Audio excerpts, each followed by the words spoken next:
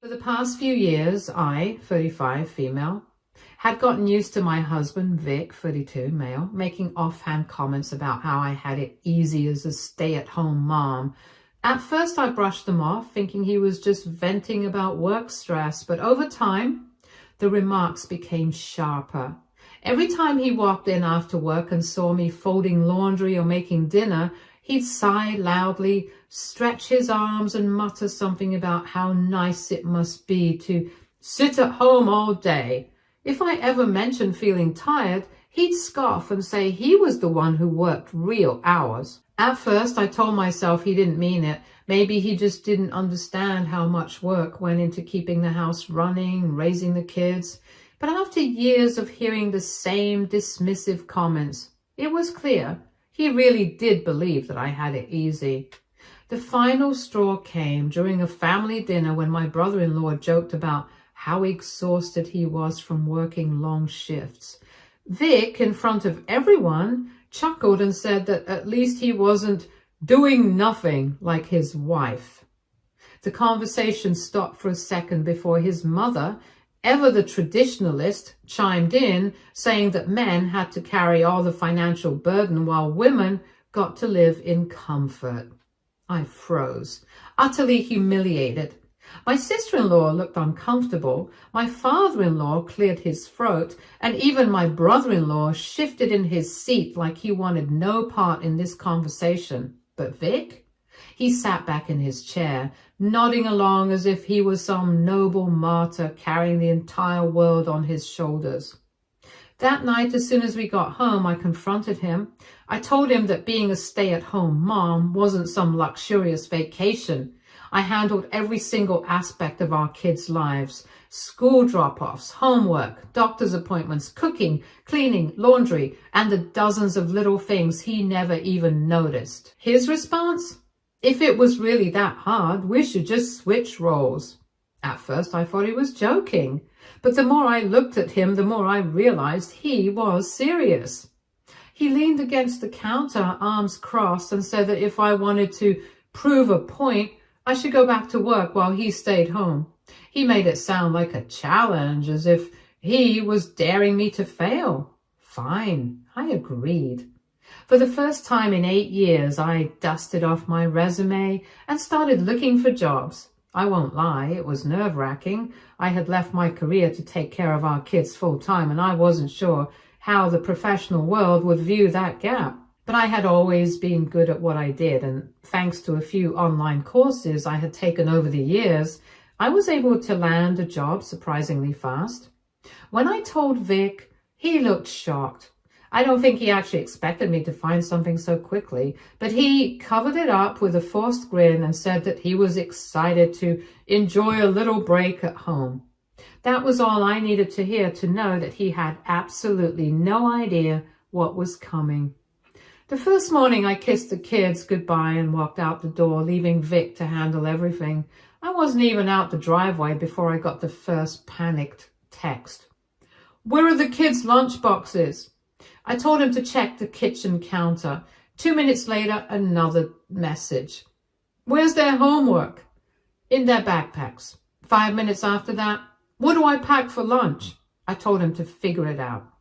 It took everything in me not to laugh. This was literally the first morning and he was already lost. When I got to work, I turned off my notifications because I had an important meeting and couldn't afford to be distracted every 5 minutes. That night, when I got home, I walked into chaos. The house was a mess. The kids were sitting on the couch eating chips for dinner, and Vic looked absolutely drained. He gave me a tired look and said that today had been a lot. I smiled, patted his shoulder, and told him to get some rest because tomorrow was another full day. By the third day, I noticed a shift in Vic's demeanor. He looked overwhelmed, exhausted, completely out of his depth. The laundry was piling up. Dishes were left in the sink. Our kids had already missed an assignment because he forgot to check their school emails. When I casually mentioned how nice it must be to sit at home all day, he didn't even respond. He just stared at me, mouth slightly open, like he couldn't believe I'd just thrown his own words back at him. By the end of the week, he broke. He slumped onto the couch after putting the kids to bed, rubbing his face like he had just run a marathon. He admitted that he didn't expect it to be this hard.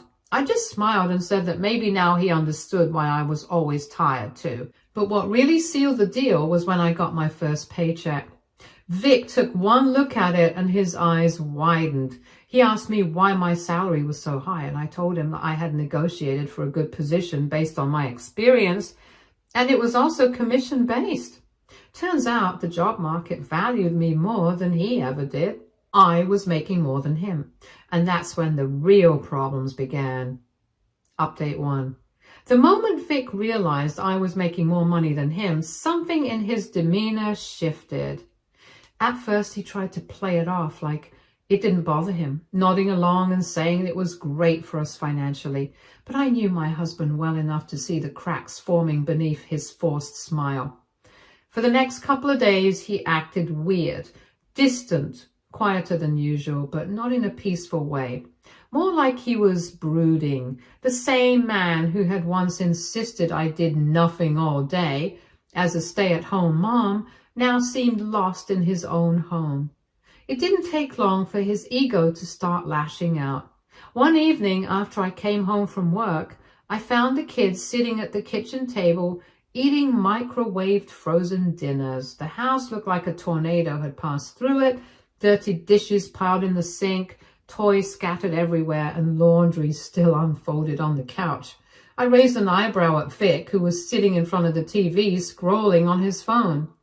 I asked if he had a rough day. He looked up at me annoyed and said that this whole house husband thing wasn't what he thought it would be. He complained that the kids were impossible. They didn't listen to him and he didn't have time to cook when they kept demanding his attention.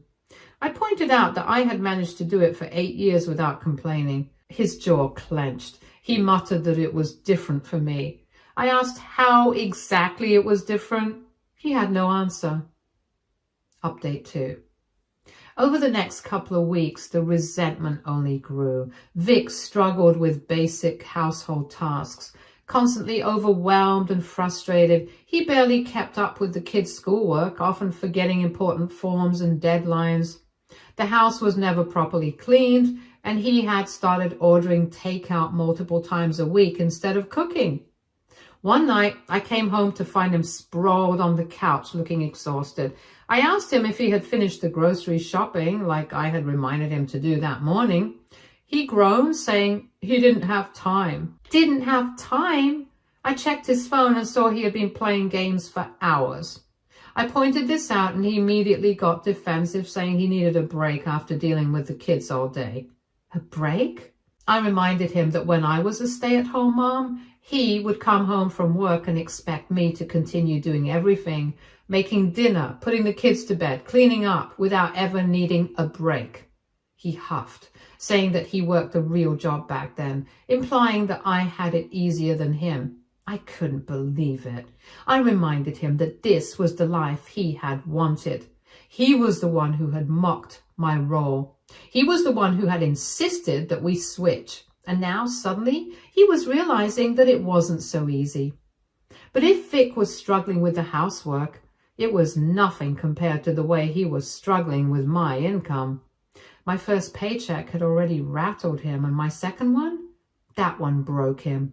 I had officially doubled his salary. One evening, as I sat at the kitchen table going through finances, I noticed him staring at me. His expression was hard to read, but there was a tension in his jaw that made it clear something was bothering him. Finally, he asked, almost casually, how much I was planning to contribute to the joint account. I told him that I had been putting the same amount I always had, about $1,000 or so every month, to cover basic household expenses. The rest, it went into my personal account. His face twisted. He said that wasn't fair. I reminded him that while I was a stay-at-home mom, he never once suggested putting his entire salary into a joint account, so why should I? He shot back, saying that since I was the one making more now, I should contribute more to the household. I asked why he didn't feel that way when he was making more. Silence. Then he sighed and rubbed his temples, muttering that I was being difficult. I leaned back and looked at him. finally realizing what this was really about. It wasn't just about housework. It wasn't just about money. It was about power.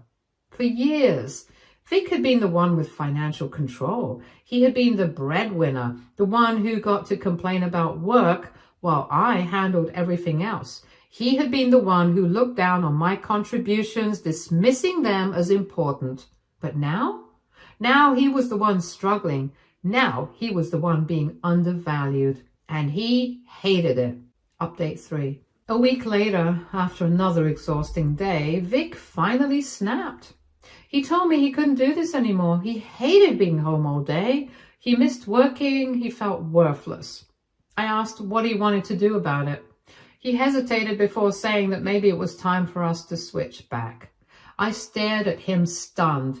After only 6 months of being a stay-at-home dad, he was already begging to go back to work. 6 months. That's how long it took for him to realize that everything he had mocked wasn't easy at all. I asked him why he suddenly wanted to go back to work when he was the one who had insisted I go back in the first place. He avoided my gaze, muttering that he just wanted to be the man of the family again. I almost laughed. He didn't want to go back to work because he missed working. He wanted to go back because he couldn't handle not being the one in control anymore. He thought that if we switched back, everything would return to how it used to be. But he was wrong, because I had finally gotten a taste of what it was like to be valued, to be independent, to not have my contributions dismissed. And I wasn't about to give that up. I crossed my arms and told him flat out, no, we weren't switching back. I had restarted my career. I was thriving. I loved what I was doing. I loved not being treated like my work didn't matter. And I refused to go back to a life where I was expected to sacrifice everything while he took the easy way out. Vic looked at me stunned, like he couldn't believe I was actually saying no to him. For the first time in our entire marriage, the power was in my hands, and he hated it. Update 4. After my outright refusal to switch roles again, Vic didn't take it well. In fact, his entire attitude took a nosedive. He sulked, huffed, and pouted like a child denied his favorite toy. At first, I thought he was just processing his frustration and would eventually come to terms with it, but I underestimated just how much his ego had been bruised. Within days, his bitterness turned into outright resentment. It started small, little things here and there that seemed harmless on the surface but were clearly designed to get under my skin. He began making passive-aggressive comments under his breath, remarks about how some people didn't care about their families anymore, how some wives were more concerned with their careers than their homes. If I ever brought home takeout because I was too exhausted to cook after a long day at work, he would shake his head dramatically and sigh about how he still made an effort despite how hard his day was. Hard? He was home all day and didn't cook. I knew exactly what his schedule looked like because I had lived it for 8 years. And from what I could tell, his idea of a hard day consisted of scrolling through his phone, half-heartedly supervising the kids, and maybe throwing some chicken nuggets in the oven if he felt particularly generous. But instead of pointing that out, I let his little comments roll off my back. I knew what he was doing, and I refused to let him bait me into a fight. Unfortunately, that only seemed to make him angrier. Since his petty remarks weren't getting the attention he wanted, he escalated. He started neglecting the housework altogether, as if to prove some sort of point. At first, I thought he was just being lazy, but then I realized he was waiting for me to crack. The dishes piled up in the sink. The kids were often left wearing mismatched clothes because he wasn't keeping up with the laundry. He even stopped picking up after himself, leaving his dirty socks and clothes strewn across the house like breadcrumbs, leading to his latest tantrum. I came home one evening to find the house in absolute chaos. Toys were scattered everywhere, dishes stacked so high in the sink that I was surprised they hadn't toppled over, and the kids eating cold cereal for dinner. I stared at the mess and then at him, sitting on the couch, scrolling through his phone as if nothing was wrong. I asked if he had done anything that day. He shrugged, saying that he had just been too tired. I reminded him that when I was a stay-at-home mom, I never had the luxury of just not doing things. The house still needed to be cleaned. The kids still needed to be fed. He rolled his eyes, muttering that I was making a big deal out of nothing. I didn't argue.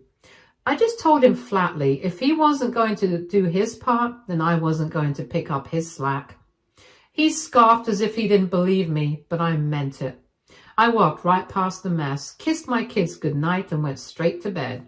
For days, the house remained a disaster. At first, Vic seemed smug, like he had won whatever game he thought we were playing, but then he realized something. I wasn't budging. I refused to clean up after him. I refused to cook for him. I took care of the kids, yes, but anything that fell outside of my responsibilities as a mother, I left untouched. And the cracks in his plan began to show. The kids started complaining about how Daddy never cooked good meals anymore. The laundry pile grew so high that he ran out of clean clothes. Then the ultimate humiliation, his own mother came over unannounced one afternoon and was appalled by the state of our home. I wasn't there when it happened, but when I got home, Vic looked mortified. His mother had scolded him for being a lazy husband. She had apparently spent an hour cleaning and lecturing him on how he should be grateful that I was working so hard to support the family. And just like that, the final piece of his ego shattered. She was traditional, yes, but she didn't care about which spouse was home.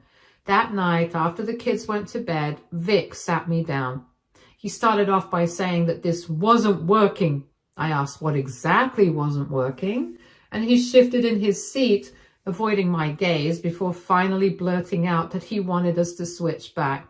I stared at him, waiting. He continued, saying that he missed working and felt like he was losing himself by staying home. He needed to be the provider again. I asked him if this was really about work or if it was about the fact that he couldn't stand that I was now the one in control. He immediately got defensive, saying it wasn't about control, it was about balance, that things felt off now. I pointed out the only thing that had changed was that he was now in the position I had been in for 8 years. And suddenly it was a problem. He clenched his jaw, muttering that it was different for men. I laughed. I laughed because I knew he didn't have an actual argument. I reminded him that he had been the one who wanted this switch. He had been the one who mocked me for doing nothing. He had been the one who thought my role was easy, and now within 6 months he was ready to throw in the towel. I stood my ground and I told him flatly I was not switching back. This was my career now, my financial independence. If he couldn't handle that, then maybe he needed to rethink what kind of man he really was. Update 5. Vic didn't take my answer well. For days he sulked, but then his mood shifted. One night as we were getting ready for bed, he casually mentioned that I should consider taking a lower paying job. One with more flexible hours so I could still help around the house. I stared at him, barely believing what I was hearing. I asked if he was seriously suggesting I downgrade my career just because he couldn't handle his end of the bargain. He had the audacity to say that he was just thinking about what was best for the family. I laughed again. And then I told him straight to his face, if he truly wanted what was best for the family, he would step up instead of trying to drag me down. He shut up after that. But I could see it in his face. This wasn't over. Because Vic wasn't done fighting.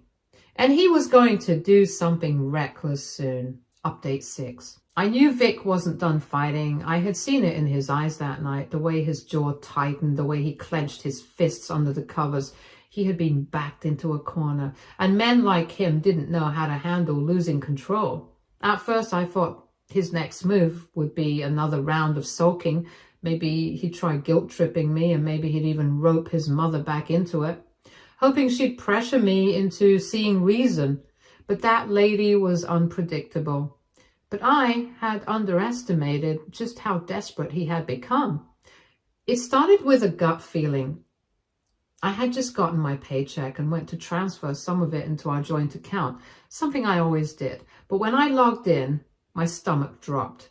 The balance was significantly lower than it should have been. At first, I thought I'd made a mistake. Maybe I had miscalculated some bills. Maybe there had been a delayed withdrawal somewhere, but then I checked the transactions and that's when I saw it. Vic had withdrawn nearly $8,000 in the past week alone. How had I missed the notification? I felt my blood run cold. I immediately went to find him, demanding to know what he had done with that money. Vic didn't even look surprised that I had noticed. He leaned back in his chair, smirking, as he said he had taken care of it. I felt my pulse hammering as I asked him what exactly he had taken care of. His smirk widened as he casually explained that he had invested in something that would make him the provider again. I felt my head spin. I pressed him to clarify, to tell me what he had spent our savings on. Vic shrugged and told me it was a business. He had bought into a franchise opportunity, something that would make him a ton of money. I was stunned. Not only had he drained our joint savings without telling me, but he had dumped it into some sketchy franchise opportunity. I asked him which franchise, what kind of business, and what the hell he was even talking about. And then he said it. It was a sales-based model, something that worked on passive income. All he had to do was recruit people and the money would start rolling in. I nearly dropped my phone. This man had spent our savings on a multi-level marketing scheme. I was so stunned that for a moment I couldn't even speak. I just stared at him, waiting for him to realize how absolutely stupid he sounded. But he just kept rambling on about growth potential and business independence like he hadn't just blown through everything we had saved. When I finally found my voice, I asked him if he was serious. Vic rolled his eyes, brushing me off as he said I didn't understand business.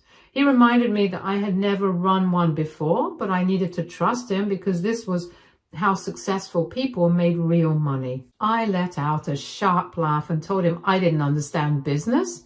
I reminded him that I literally out-earned him now. I ran projects, I managed people, I actually had a career, not a pyramid scheme. His face twisted with frustration as he snapped that it wasn't a pyramid scheme, it was a networking opportunity.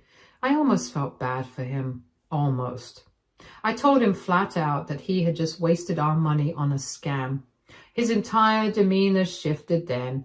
Gone was the smug confidence, replaced with the anger of a man who knew deep down that he had just royally screwed up. And that's when the excuses started. First, he tried blaming me. He said if I had just let him go back to work like he wanted, he wouldn't have had to take matters into his own hands. I reminded him again that he had been the one to push for this switch. He had been the one who thought I had it easy. So then he shifted gears. He started saying that I owed it to him to support his business venture, that I should invest in it with my own money and help him get it off the ground. I stared at him like he had lost his mind. Let me get this straight, I said slowly. He had stolen money from our joint account, dumped it into a scam, and now he wanted me to throw in more money. He actually nodded. And that's when I realized Vic didn't just want to switch back to his old life. He wanted me to fund it. What had he done with his savings? Did he even have any more? Or did he just collect ridiculous golf sets with it? He wanted me to play the role of the supportive wife, throwing my hard-earned money into his ridiculous fantasy while he sat at home pretending to be a businessman. And the more I thought about it, the angrier I got, and I told him point blank that not a single cent of my money was going into his scam. He exploded. He started yelling about how I was selfish, how I didn't believe in him, and how I was ruining his chance at success. I let him rant and I let him scream. And then when he finally stopped to take a breath, I looked him in the eye and told him he had two options. Either he figured out how to fix this mess on his own, or I was done. He went silent. I could see the gears turning in his head. He was scrambling, trying to figure out if I was serious and if he could manipulate me into changing my mind, but I wasn't bluffing. I had already decided this marriage, it was over. I had been patient. I had given him every chance to grow up and take responsibility. But this insanity, this was my breaking point. I packed a bag that night and took the kids to my sister's house. I wasn't just leaving for the night. I was leaving for good. Update 7. Vic didn't think I would actually go through with it. And when I left that night, he didn't chase after me. He probably assumed I'd cool off and that I'd come back in the morning like I always did. That I'd see reason like a good little wife and we'd sweep this whole thing under the rug. But I didn't come back the next morning or the morning after that. For the next few days, Vic bombarded me with texts. Some were angry, full of accusations about how I was abandoning our family over a little mistake. Others were desperate, promising that he would fix everything, that he would make it up to me. I ignored them. I was done playing this game. I had already contacted a lawyer, and when I finally responded, it was short and to the point. I was filing for divorce. Vic lost it. The messages turned nasty. He called me selfish, ungrateful, a gold digger who had forgotten her place now that she was making money. I almost laughed at the irony. For years he had belittled me for staying home and made me feel like I was nothing. Now the moment I had something of my own, I was the villain for not letting him leech off me. I didn't respond to his ranting. Instead, I had my lawyer send him the papers, and just like that, reality finally hit him. Vic tried to fight the divorce at first, probably thinking he could make things difficult for me, maybe even guilt me into reconsidering. But I was firm. I had given him one final warning that night, and he had thrown it in my face. Now there were no second chances. The moment he realized I was serious, he tried backtracking. He called me, his voice softer than I had heard in months. He said he had made mistakes, that he hadn't meant to hurt me. He had just been frustrated, just lost in the moment. He didn't want to lose his family over something like this. I let him talk, and then I told him the truth. I wasn't divorcing him just because of the money. I was divorcing him because I had finally seen him for what he was. A man who had spent years disrespecting me. A man who had mocked me, dismissed me, taken me for granted, a man who, the moment I found success, wanted to take it from me instead of being proud of me. And I was never going to let that man drag me down again. In the end, Vic had no choice but to accept it.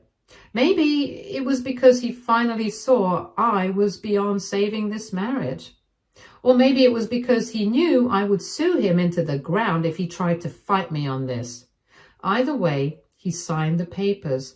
I moved back into my house, but without him. Update 8. It's been 6 months now. My career is growing. I have financial freedom, stability, and most importantly, peace. Vic, on the other hand, is drowning. Turns out his brilliant business investment was a scam after all. His money is gone. The people who sold him on the dream have vanished. And now, with no wife to fall back on, he's struggling to keep himself afloat. He reached out once, just to let me know how hard things have been for him. I didn't respond, because Vic had made it clear over and over again that he only valued me when I was useful to him. And I would never make that mistake again, and I would certainly not let him use our children. Edit. I hired a nanny to help me out with the kids. That's how I've been managing. My mother-in-law was pissed off at my husband for being a fool, not me. He hasn't visited the kids since I filed for divorce. Not once has he asked either.